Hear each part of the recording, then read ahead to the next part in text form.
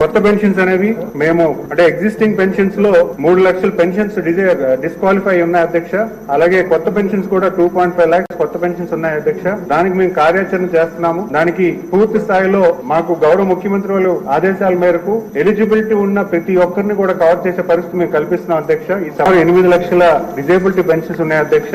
మనకున్న వ్యవస్థలో దాన్ని ఎలా స్పీడప్ చేసి ప్రతి సదరన్ సర్టిఫికేట్ వెరిఫై చేసే విధానాన్ని కనుక్కుంటున్నాం అధ్యక్ష. కాకుండా స్పౌస్ పెన్షన్స్ కూడా చాలా మంది అడిగారు అధ్యక్ష. వెంటనే ఇంట్లో భర్త చనిపోతే భార్యకి పెన్షన్ ఇచ్చే పరిస్థితి కల్పించడానికి కూడా. హాయ్ ఫ్రెండ్స్, ఏపీ ప్రభుత్వం కీలక ప్రకటన చేసింది. ఏపీలో కొత్త పెన్షన్ల మంజూరుతో పాటుగా అనర్హులని రద్దు దిశగా కసరత్తు జరుగుతుంది. కూటమి ప్రభుత్వం అధికారంలోకి వచ్చిన తరువాత పెన్షన్ 4,000కు పెంచి అమలు చేస్తున్నారు. 26 రకాల పెన్షన్లు ప్రస్తుతం అందిస్తున్నారు. అయితే కొత్త పెన్షన్ల కోసం ఎదురు చూస్తున్న వారికి ప్రభుత్వం క్లారిటీ ఇచ్చింది. పెన్షన్ల కొనసాగింపు పైన ప్రభుత్వం అసెంబ్లీ వేదికగా స్పష్టత ఇచ్చింది. ఏపీ ప్రభుత్వం కొత్త పెన్షన్లు మంజూరు పైన కీలక నిర్ణయం తీసుకుంది. కూటమి ప్రభుత్వం అధికారంలోకి వచ్చిన తర్వాత నెలకు 4,000కు పెన్షన్ పెంచి అమలు చేస్తుంది. ప్రతి నెల 1వ తేదీన ఇంటి వద్దకు వెళ్లి అందిస్తుంది. ప్రస్తుతం ఏపీలో ఎన్టీఆర్ భరోసా పెన్షన్ కింద మొత్తం 64,14,774 మంది పెన్షన్ అందుకుంటున్నారు. వీరిలో వృద్ధులతో పాటుగా దివ్యాంగులు, తలసేమియా వ్యాధితో బాధపడుతున్న వారు ఉన్నారు. అదే సమయంలో గత ఏడాది కాలంగా కొత్త పెన్షన్ల మంజూరుకు పెద్ద సంఖ్యలో లబ్ధిదారులు నిరీక్షిస్తున్నారు. అసెంబ్లీలో కొత్త పెన్షన్ల మంజూరు పైన మంత్రి కొండపల్లి శ్రీనివాస్ స్పష్టత ఇచ్చారు. రాష్ట్రంలో అర్హులైన పెన్షన్దారులు డిసెంబర్ 1వ వారం నుంచి దరఖాస్తు చేసుకోవచ్చని వెల్లడించారు. డిసెంబర్ 1 నుంచి సమీపంలోని గ్రామ, వార్డు సచివాలయాల్లో దరఖాస్తుకు అవకాశం కల్పిస్తామని చెప్పారు. దీనికి సంబంధించి విధి విధానాలు త్వరలోనే ప్రకటిస్తామన్నారు.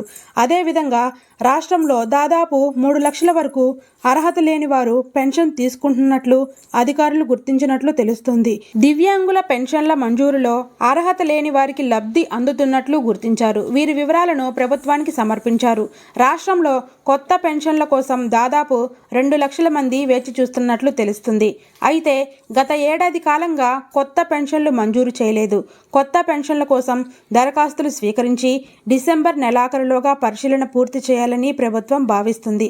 జనవరిలో ప్రారంభించే జన్మభూమి 2లో కొత్త పెన్షన్ల పంపిణీ ప్రారంభించాలని సూత్రప్రాయంగా నిర్ణయించారు. నకిలీ ధృవపత్రాలతో పెన్షన్లు అందుకుంటున్న వారిని గుర్తించి వారికి పెన్షన్ తొలగించేలా అధికారులు కసరత్తు చేస్తున్నారు.